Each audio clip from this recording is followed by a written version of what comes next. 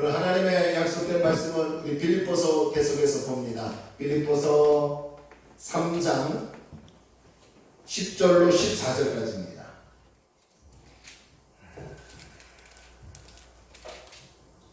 빌립보서 3장 10절로 14절까지 우리 서로 교독하도록 하겠습니다. 신약성경 제 성경에는 320면에 있습니다. 빌립보서 3장 10절로 14절까지 우리 다 찾았으면 아멘합니다. 자, 우리 한잔한절 서로 교독합니다. 내가 그리스도와 그 부활의 권능과 그 고난에 참여함을 알고자 하여 그의 죽으심을 본받아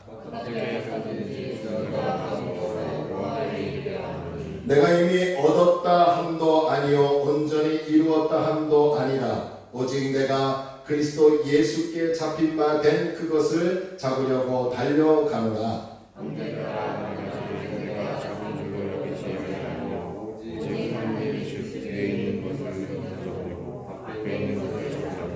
함께 그까요? 14절 푯대를 향하여 그리스도 예수 안에서 하나님이 위에서 부르신 부름의 상을 위하여 달려가노라.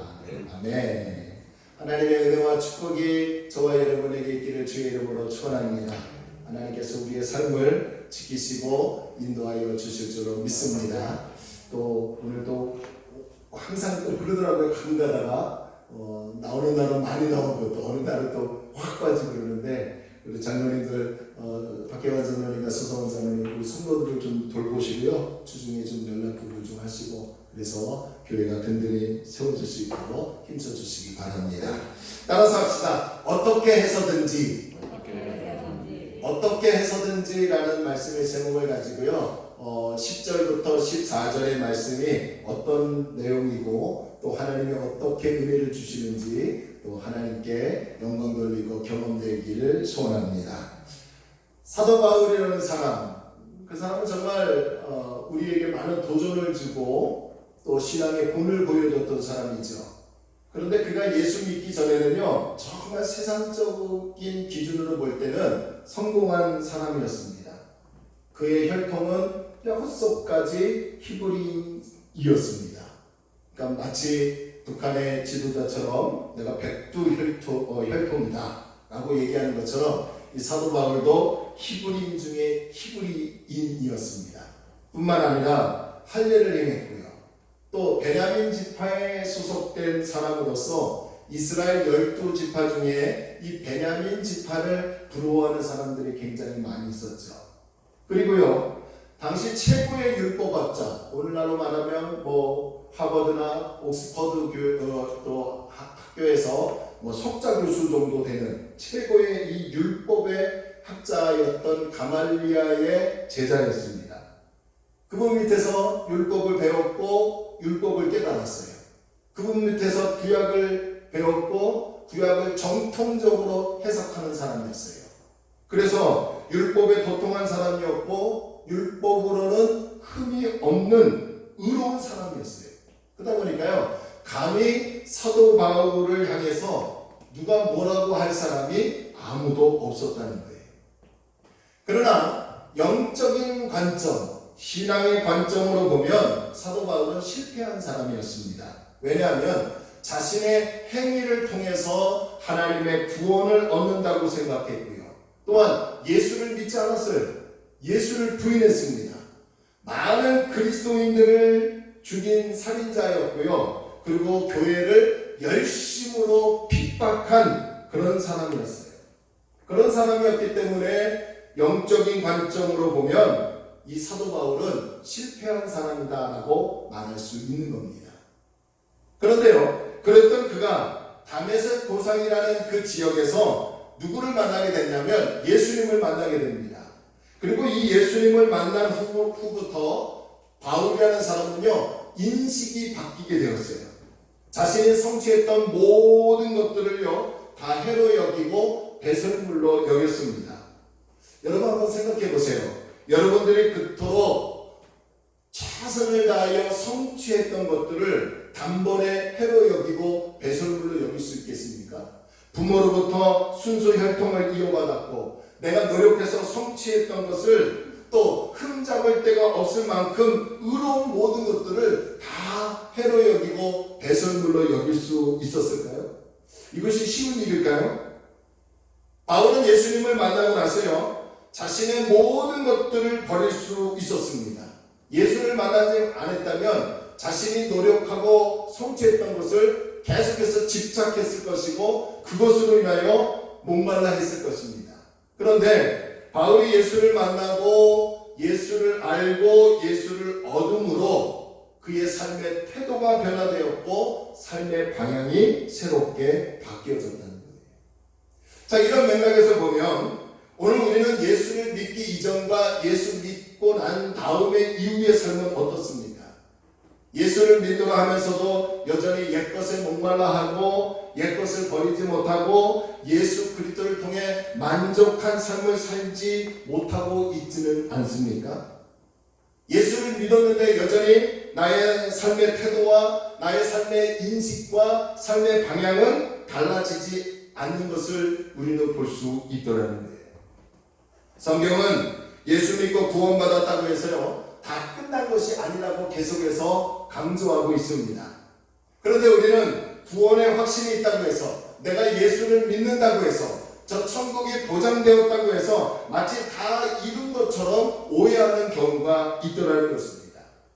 예수를 믿는다는 것은요 주님이 우리를 대신해서 십자가에 못 박혀 돌아가셨다는 사건을 믿는 거예요. 할렐루야. 예수를 믿는다는 것은 예수님이 십자가에 달려 돌아가셨지만 3일 만에 다시 부활하셨다는 것을 믿는 거예요. 이 진리를 믿는 사람, 십자가의 죽음과 부활의 역사적 사건을 믿는 이 진리를 믿는 사람에게는 그 사람의 행위와 공로에 상관없이 오직 은혜로 하나님의 의로움을 받게 됩니다.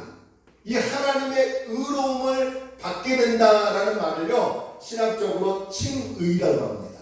그래서 예수를 믿음으로 의인이 됐고요 예수를 믿음으로 구원을 받았고요 예수를 믿음으로 하나님 나라의 백성이 되고 자녀가 된 거예요. 할렐루야. 예수 외에는 아무것도 없어요. 우리의 행동 0.0001%도 첨가할 수 없습니다. 자, 갈라디아서 2장 16절 한번 봅시다. 우리 한번 볼까요? 우리 함께 읽겠습니다. 시작. 사람이 의롭게 되는 것은 율법의 행위로 말미암음이 아니요 오직 예수 그리스도를 믿음으로 말미암은 줄을 알므로. 자, 사람이 의롭게 된다. 하나님 앞에 의롭게 된다라는 말은 내가 도덕을 지키고 윤리를 지키고 질서를 지켜서 의롭게 되는 것이 아니라 성경은 예수를 믿어야 하는 거예요. 할렐루야. 뿐만 아니라 우리도 그리스도 예수를 믿나니 이는 우리가 율법의 행위로서가 아니라 그리스도를 믿음으로써 의롭다 함을 얻으려 함이라. 다음 읽을까요? 시작. 율법의 행위로서는 의롭다 함을 얻을 육체가 있대요, 없대요? 있대요, 없대요? 없대요.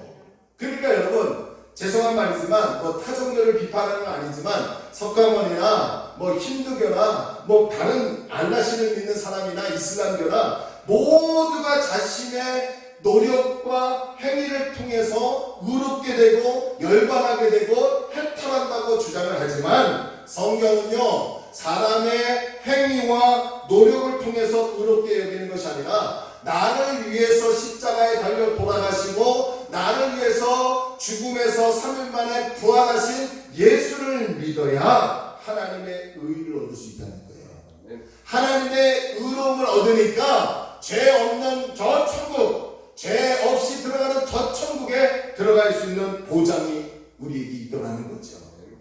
자, 이렇게 예수를 믿어 하나님의 의로움을 칭의를 얻게 되었고 하나님의 자녀가 되었다면 그것으로 다 끝난 것이 아니라 이제부터는 하나님의 자녀답게 삶을 살아낼 것을 성경은 말합니다. 자, 우리 본문 10절 한번 봅시다. 10절. 본문 10절 함께 읽을까요? 시작. 내가 그리스도와 그 부활의 권능과 그 고난의 참여함을 알고자 하여 그의 죽으심을 본받아. 자, 여기서 우리가 주목해야 할 말은요 알고자 하여 라는 말입니다. 이 말은 바울이 예수에 대해서 단순히 지식적으로 알고 싶다라고 얘기하는 것이 아니에요. 성경을 배우고 성경 공부를 하면 얼마든지 지식적으로 예수를 알고요, 또 성경을 알 수 있습니다. 그러나 바울이 예수 그리스도를 알고 싶다는 말은 그런 지식적으로 알고 싶은 것이 아니라 예수님을 인격적으로 깊이 만나고 체험하여 알고 싶다는 거예요. 할렐루야. 그러니까 단순히 설교를 통해서 예수님이 3일 만에 부활하셨구나, 역사적 사건을 나는 알고 있다, 이런 지식을 얘기하는 게 아니라 그분이 어떤 분인지, 그분이 어떤 존재인지, 그분이 나에게 어떻게 임하시는지 그분을 멈춰 체험하여 그분이 나를 사랑하시는구나, 그분이 나에게 구원이라는 선물을 주셨구나 라고 하는 이런 인격적 체험을 통해서 예수를 알고 싶어 한다는 거예요. 남자와 여자가 만나서 서로에게 호감이 생기면요, 어떤 욕구가 생기냐면 상대방을 더 알고 싶은 그런 욕망이 생깁니다. 그래서 계속해서 만나고 싶어해요. 계속해서 연락하고 싶어해요. 계속해서 통화하고 싶고 카톡을 나누고 SNS를 나누고 싶어합니다. 그리고 같은 그 장소에서 같이 있고 싶습니다. 그러다 보면 정이 들고 사랑하게 되고 나중에는 그 사랑이 이제는 결혼까지 하게 됩니다. 결혼을 하는 이유가 뭡니까? 사랑하는 사람과 함께 매일 같이 살고 싶은 열망이 더라는 거예요. 그래서 결혼을 하는 거예요. 자면서 같이 자고 일어나면 같이 일어나고, 그런 열망 때문에 결혼을 합니다. 이런 열망이 지금 바울에게 있는 거예요. 예수를 믿어 예수님을 쫓아다니다 보니까 이제는 항상 주님과 함께 있고 싶은 열망이 생긴 거예요. 날마다 주님과 교제하고 싶은 열망이 생긴 거예요. 예수님은 나에게 어떤 말씀을 주실까라고 하며 그분의 음성에 귀를 기울이며 그분과 더 인격적인 교제를 나누고 싶은 열망이 바울에게 있더라는 거예요. 할렐루야. 가끔요, 우리 안에서도 그렇고 다른 교회 성도들을 만나서 대화하다 보면요, 뭘 자랑하냐면 우리 집안은 몇 대째 신앙생활하는 집안입니다 라고 자랑합니다. 또는 교회를 다닌 지 아주 오래됐습니다 라고 하며 그것을 자랑합니다. 그런 분들이 계세요. 또 어떤 분들은요, 나는 우리 교회에서 제자훈련 받았다, 나는 우리 교회에서 성경대학을 졸업했다라고 하며 성경을 배우고 훈련받은 것에 대해서 자랑을 합니다. 물론 자랑할 수 있죠. 그런데 엄밀히 말하면 그런 것들이 우리의 자랑거리가 될 수 없습니다. 중요한 것은 내가 직접 하나님을 체험하여 아는 것, 그것이 진정한 신앙이고 그것이 힘이 되는 거예요. 그러면 하나님을 직접 만나고 체험하는 그 은혜는 무엇을 기준으로 만들어야 하느냐? 신비한 것이 아니라 바로 성경을 통해서 그것이 기준이 되고, 그 기준을 성경을 입각하여 하나님을 만나는 은혜가 저와 여러분에게 있어야 될 줄로 믿습니다. 성경을 벗어나면 신비주의에 빠져요. 성경에 벗어나면 엊그저께 금요일인가 1992년 10월 28일 단성교회, 나도 하나님 만났다, 나도 하나님을 경험했다 라고 하면 신비주의에 빠져서 세대주의 종말론에 빠져서 그날 다 모여서 방송하고 그런 것도 다 기억이 나는데, 그렇게 된다는 거예요. 여러분, 성경을 통해서, 말씀을 통해서 하나님을 만나고 하나님 은혜를 경험하여 그분을 알아가는 다리 놓는 교회 성도들이 되길 주의 이름으로 축원합니다. 10절에서 바울은요, 예수 그리스도의 부활의 권능을 지식적으로 알고 싶다고 얘기하는 것이 아니라 그분을 체험적으로 알고 싶어 했습니다. 그런데 이 부활의 권능을 체험적으로 알기 위해서는 그리스도 고난에 동참해야 한다는 것입니다. 자, 그래서 10절 하반절에서 바울은 뭐라고 하느냐? 나도 주님의 고난을 본받고 싶다, 나도 주님의 고난에 참여하고 싶다, 나도 주님의 고난에 동참하고 싶다라고 얘기합니다. 그런데 여러분, 10절에서 말하는 그리스도의 고난에 참여함을 알고자 하여 라는 말은요, 이 말은 바울이 직접 예수님이 달려 돌아가신 십자가를 직접 경험하고 싶다라고 하는 말이 아니에요. 십자가에서 나도 고난에 동참하겠다라고 하는 말이 아니에요. 그리스도의 고난에 참여함을 알고자 한다라는 말은 예수 그리스도를 믿고 따르는 데 있어서 당하는 고난을 얘기하는 거예요. 이해가 되시면 아멘. 불의한 세상에서 우리가 예수 믿는다는 이유로 믿지 않는 사람들로부터 당하는 고난이 있어요. 예수를 믿는다는 것 때문에 손해를 봐야 하고 예수를 믿는다는 것 때문에 불이익을 당하는 그런 고난이 얼마나 많은지 모릅니다. 특히 요즘 코로나19로 인하여서요, 이 예수 믿는다는 것 때문에, 특히 교회를 다닌다는 것 때문에 많은 사람들이 우리를 뭐라고 합니까? 정죄합니다. 온갖 욕을 얻어먹고 있어요. 또 요번에 교회 또 작은 교회 목사님들이 또 이상한 거에 또 빠져갖고 그것을 행함으로 개척교회라고 하면서 지금 작은 교회들이 어려움을 더 당하고 있습니다. 이 예수 믿는다는 이유로 알게 모르게 많은 고난을 당하는 경우가 있어요. 실제로 이 바울은요, 예수님을 믿고 예수를 만나고 그리고 예수를 위해서 복음을 증거해야겠다는 이유로 같은 유대인들에게요 수없이 매를 맞았어요. 돌로 쳐 맞았어요. 줄이고 목마르고 생명의 위협을 당할 때가 한두 번이 아니었습니다. 심지어는 이 빌립보서를 어디서 썼다고요? 감옥에서 썼잖아요. 복음을 전하는 이유로 감옥에 갇히는 그런 온갖 고난을 겪어야 했습니다.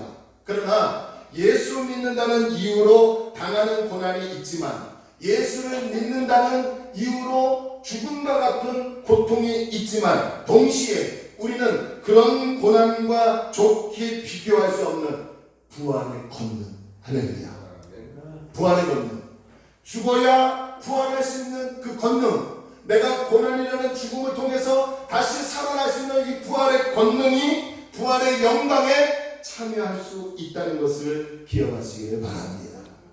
그래서 11절에서 그것을 말하고 있는 거예요. 자, 11절 새번역 성경, 우리 개역개정이 아니라 새번역 성경을 한번 봅시다. 여러분 우리 함께 읽을까요? 시작. 그리하여 나는 어떻게 해서든지 죽은 사람들 가운데서 살아나는 부활에 이르고. 여러분, 바울은 우리에게 현재의 고난을 초점을 두지 말래요. 예수 믿는 것 때문에 고난을 당하고 예수 믿는 것 때문에 핍박을 받고 예수 믿는 것 때문에 인터넷에 댓글에 예수쟁이 개독교 이런 욕을 당할지라도 거기에 초점 두지 말고요, 그런 고난으로 인해서 장차 다가올 부활의 능력, 부활의 영광에 초점을 두라는 거예요. 부활하셔서 믿는 우리의 삶 가운데 역사하시는 그리스도의 능력, 할렐루야, 예수의 능력으로 현재의 고난을 어떻게 해서든지 이겨낼 수 있기를 바울은 우리에게 도전하고 있다는 겁니다. 그런 다음에 12절에서 이렇게 고백하죠. 12절 한번 보세요. 내가 이미 얻었다 함도 아니요 그렇다고 온전히 얻었다 이루었다 함도 아니라 오직 내가 그리스도 예수께 잡힌 바 된 그것을 잡으려고 무엇하노라? 달려가노라. 자, 여러분, 바울은 9절에서 믿음으로 하나님의 구원, 믿음으로 하나님의 의롭게 된다는 것을 분명히 복음을 말했죠. 이 구원을 믿음으로 얻었지만 그렇다고 해서 그 구원의 확신이 있는 그 시간부터 바울은 부활해서 하나님께서 원하시는 완전한 영화로운 구원, 완전한 영화로운 하나님의 사람의 모습으로 변화되었다는 것을 얘기하는 게 아니에요. 지금 그 영화로운 구원이 이루어지지 않았기 때문에 그 구원이 완전히 이루는 날, 하나님의 나라에 완전히 들어갈 때까지 그것을 잡으려고 현재 계속해서 예수 믿는 것 때문에 고난이 있지만 그럼에도 그 구원의 날을 바라보고 계속해서 달려가게 돼요. 할렐루야. 그래서 신학적으로 이걸 이렇게 얘기합니다. 이미와 아직이라는 말을 써요. 그러니까 예수를 믿음으로 이미 우리는 하나님의 구원을 받았어요. 아멘. 여러분, 구원의 확신이 있으면 아멘. 예수를 믿으면 그 즉시 단번에 하나님의 의가 임하여 구원을 받았어요. 그런데 그 구원의 완성은 아직이라는 거예요. 내가 천국에 들어갈 때까지, 내가 하나님이 부르시는 날, 예수 그리스도가 우리를 위해서 다시 재림하시는 날에 완전한 구원을 이룬다는 거예요. 그래서 그것이 구원의 완성이 아직이라는 말을 쓰는 거예요. 그래서 이미와 아직이라는 말. 그러면서 바울은 13절에서 이제 자신의 새로운 목표에 대해서 피력합니다. 자, 우리 13절 함께 읽겠습니다. 시작. 형제들아, 나는 아직 내가 잡은 줄로 여기지 아니하고 오직 한 일, 즉 뒤에 있는 것을 잊어버리고 앞에 있는 것을 잡으려고. 자, 여기서 잊어버린다라는 말이 나오죠. 이 잊어버린다라는 말은 단순한 망각을 이야기하는 것이 아니라 과거에 의해서 더 이상 지배를 받지 않겠다라는 말이에요. 그러니까 바울은 예수님을 만나기 이전에는요, 자신이 갖추고 있었던 여러 조건들에 대해서 매우 자랑스럽게 여겼어요. 그리고 자신이 성취했던 모든 것들을 굉장히 프라이드 있게 자랑하며 그리고 그것에 집착하며 살았어요. 그런데 어느 날 다메섹 도상에서 예수를 만나고 나서는 그런 육체적 최고의 조건들, 그런 환경과 상황의 모든 조건들을 가감하게 버렸어요. 그리고 저 영원한 하나님의 나라를 향해서, 저 영원한 하나님의 구원을 향해서 그것을 목표로 삼고 힘껏 달리겠다고 결단을 하더라는 거예요. 여러분, 제가 몇 주 전에 구원을 3단계로 나누어 볼 수 있다고 얘기한 적이 있습니다. 그 첫 번째 구원의 단계, 예수를 믿습니다라고 고백하고 인정하는 그 순간 단번에 하나님이 우리의 죄를 용서해 주시고 의롭게 여겨 주십니다. 그 순간에 구원을 얻어요. 그러니까 하나님의 승리는 단번이지 여러 번 어떤 행동을 통해서 이루어지는 게 아니라 예수를 믿겠습니다, 예수를 믿습니다라고 하나님이 은혜를 주셔서 고백하는 순간 그 사람은 하나님의 칭의를 얻어요. 의롭게 여겨주심을 받습니다. 그리고 두 번째로 거기서 끝나는 거냐? 아니에요. 두 번째 구원의 단계가 이제 하나님께로부터 의롭게 되어 나는 이제 죄인이 아니라 믿음으로 의인이 됐다면, 믿음으로 하나님의 자녀가 되고 믿음으로 하나님의 백성이 되었다면 이제는 어떻게 살아야 하느냐? 예수님을 닮아가는 변화된 삶을 살아야 합니다. 아멘. 이게 어떤 단계냐? 성화의 단계예요. 이 과정을 우리는 이 땅에서 살아있는 동안 일평생 해야 합니다. 내가 하나님의 정말 주님이 나를 부르실 때까지, 천국으로 부르실 때까지 이 땅에 사는 동안 우리는 끝까지 최선을 다하여 예수님을 닮아가려고 하고 성경 말씀대로 살아가려고 하고 말씀을 지키려고 하는 노력이 우리 가운데 변화가 되는 삶을 살아야 합니다. 할렐루야. 그래서요, 고린도 후서 2장 15절과 16절에서 예수 믿고 구원받은 우리를 향해서 뭐라고 하느냐? 여러분 한번 보세요. 여기 앞에 보세요. 자, 우리 함께 읽을까요? 시작. 우리는 구원받는 자들에게나 망하는 자들에게나 하나님 앞에서 뭐라고요? 그리스도의 향기니. 그 다음에 16절. 이 사람에게는 사망으로부터 사망에 이르는 냄새요, 저 사람에게는 생명으로부터 생명에 이르는 냄새라. 누가 이 일을 감당하니요? 여러분, 예수 믿고 하나님의 의로움을 받아 구원을 받은 사람은 다 예수 그리스도의 향기래요. 그래서 우리는 두렵고 떨림으로 예수 그리스도의 향기, 생명의 냄새가 나는 그리스도의 향기를 나타내는 하나님의 성도가 되어야 합니다. 아멘. 아무리 큰 교회 목사님이, 아무리 큰 교회 성도들을 이끄는 목사님일지라도 그분이 정말 예수를 믿는 사람이라면 그분의 삶 속에서 그리스도의 향기가 나타나야 돼요. 여러분, 교회를 다닌다고 하는 것이 중요한 것이 아니라 예수를 믿고 내가 구원을 받았다면 그 구원받은 이후부터는 예수님의 모습을 닮아가고 예수님의 향기를 나타내는 생명의 냄새가 우리에게서 나타나야 합니다. 이것이 성화의 단계예요. 할렐루야. 지금 우리가 그런 단계에 임하는 거예요. 근데 솔직히 이런 모습으로 살지 못하고 있는 것이 우리의 연약한 신앙임을 고백합니다. 자, 마지막 세 번째, 구원의 단계, 영화의 단계가 있죠. 영화의 단계. 이 단계는 주님이 다시 이 세상에 오실 때, 심판으로 오실 때 예수 믿는 사람들은 어떻게 변화된다고요? 그리스도 예수를 완전히 닮아갈 수 있대요. 아멘. 예수님을 완전히 닮아가는 그날, 그날이 바로 주님이 이 세상에 오시는 날이고 새롭게 완전히 변화되는 날, 마치 신부가 신랑을 위하여 단장하는 모습과 같다고 하는 이 요한계시록에서 말씀한 것처럼 저와 여러분의 육신의 몸은 지금 우리가 이렇게 생겼지만 예수님이 재림하실 때는 우리의 육적인 모든 모습이 인간이 상상할 수 없는 신령한 예수 그리스도를 닮아가는 몸으로 변화되는 날, 천국에 들어가는 날, 구원이 완성되는 날, 이 날을 영화의 단계라고 합니다. 13절에서 바울이 말하는 이 구원의 단계는요, 바로 세 번째 단계인 이 영화로운 이 단계를 얘기하는 거예요. 그 영화로운 구원의 날을 기억하며 바울은 현재 예수님 때문에 당하는 고난이 있지만 그럼에도 불구하고 그것을 이겨나가며 신앙생활을 향해서 달려가겠다라고 고백하더라는 거예요. 뿐만 아닙니다. 14절을 보세요. 14절.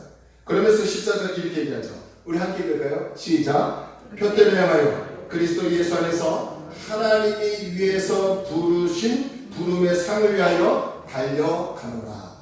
참 이 개역개정이요, 이 문법과 이 어조가 조금 익숙지 않아요. 이게 쉬운 성경으로나 새번역 성경으로 보면 편한데, 자 이제 풀이해 보겠습니다.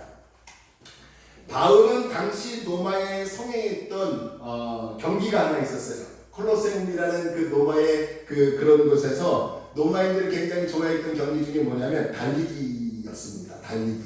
그래서 달리기 경기를 비유를 들면서 자기 자신이 상을 받으려고 결승점을 향해 전력 투구하는 경주자로 지금 표현하고 있습니다. 그래서 특히 표대를 향하여 라는 말과 달려가노라 라는 말은 지금 경기장에서 트랙을 달리고 있는 운동선수에 비유합니다.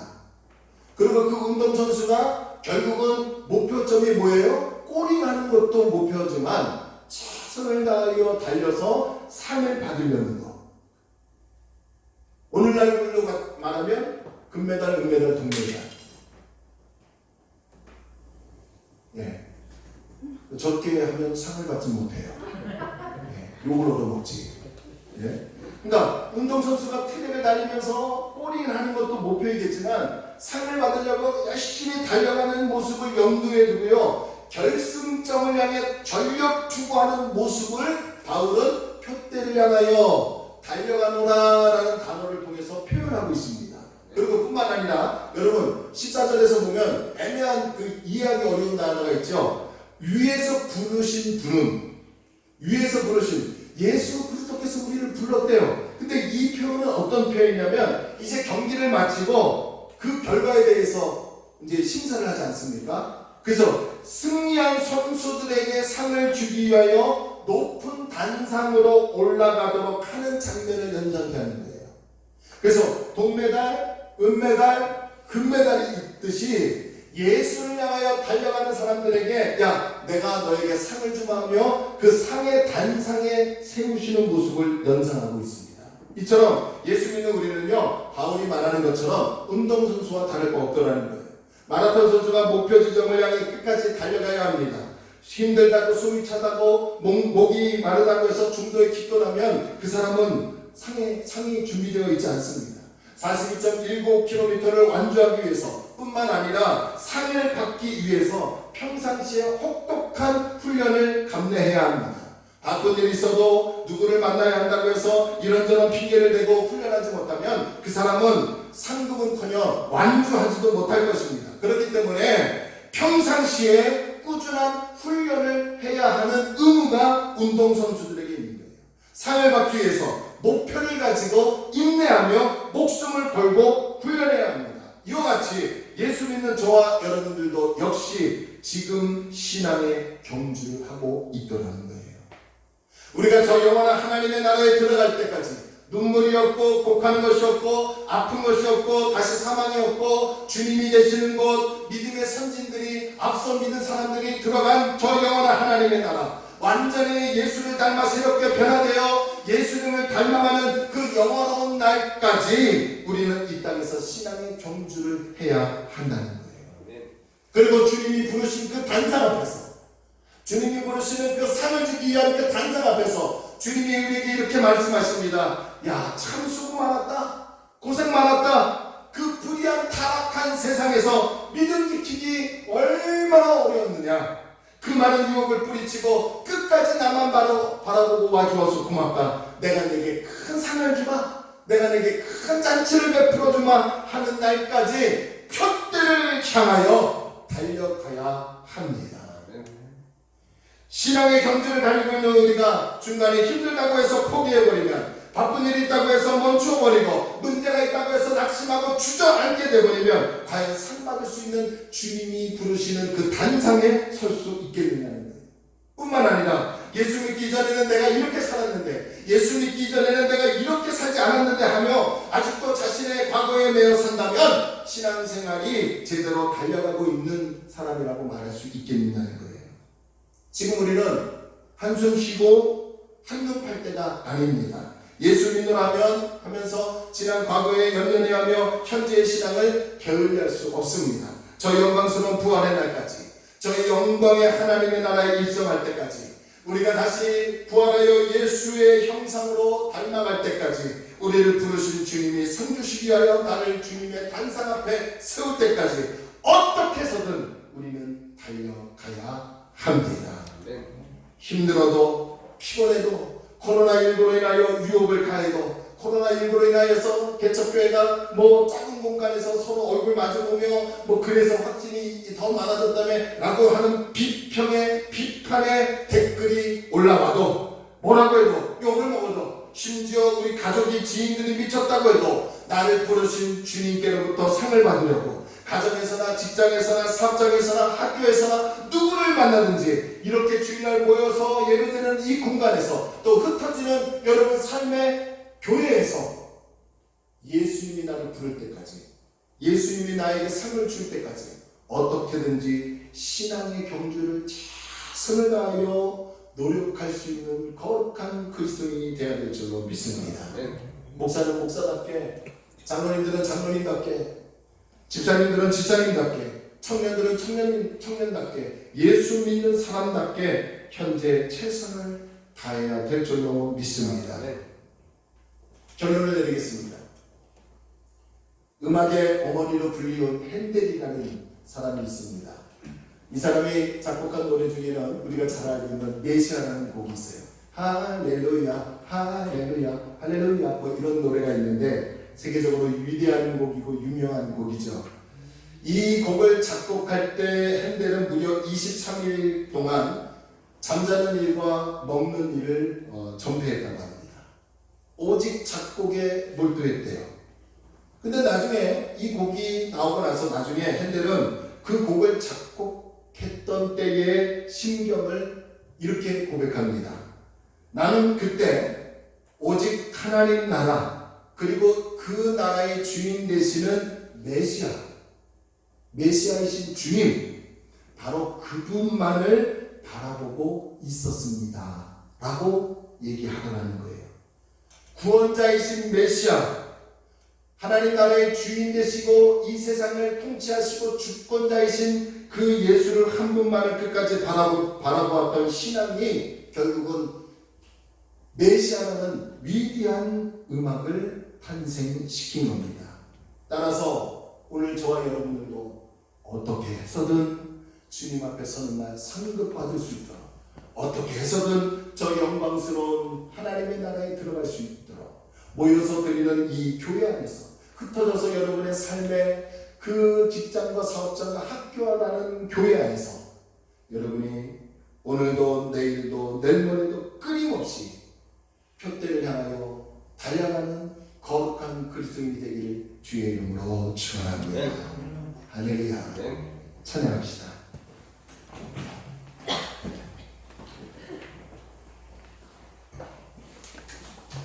우리 찬양은 또 하나님 앞에 찬양할 것은, 우리 요즘 우리가 코로나로 인해서 많이 힘들고 어렵습니다. 또 많은 사람들이 또 교회에 대한 또 안 좋은 판단을 하고 섣불리 마치 다 모든 교회가 그런 것처럼 지탄을 하고 있습니다. 하지만 어려운 가운데 있지만 우리가 그 상황 속에서도 주님을 바라봐야 될 줄을 믿습니다. 힘들고 어렵습니다.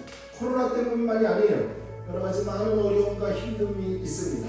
하지만 그런 상황 속에서 주님이 나를 부를 때까지, 내 개인의 종말이 언제인지 모르지만 주님이 나를 부르고 저 영원한 하나님의 나라에 입성할 때까지 우리는 표대를 향하여 주님께 달려가야 될 줄로 믿습니다. 우리 찬양합시다.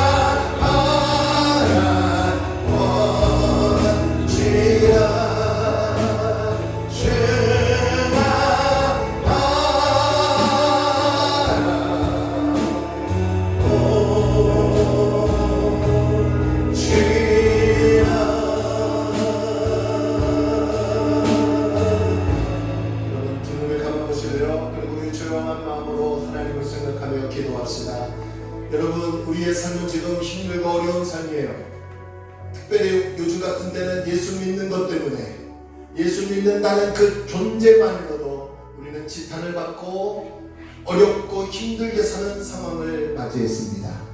그런데 여러분, 성경은 그 예수 믿는 것 때문에 죽음과 같은 그 고난은 결국 부활의 영광에 이르는 하나님의 은혜라고 얘기합니다.